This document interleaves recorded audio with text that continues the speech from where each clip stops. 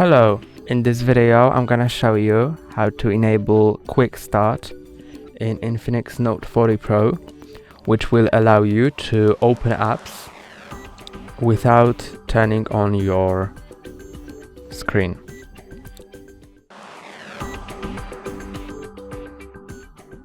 First, open Settings app,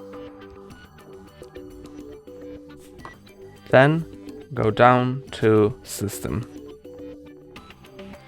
Now open Actions and Gestures,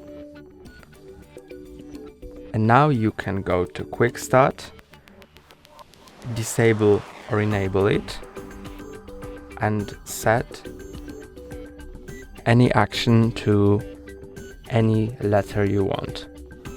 I will set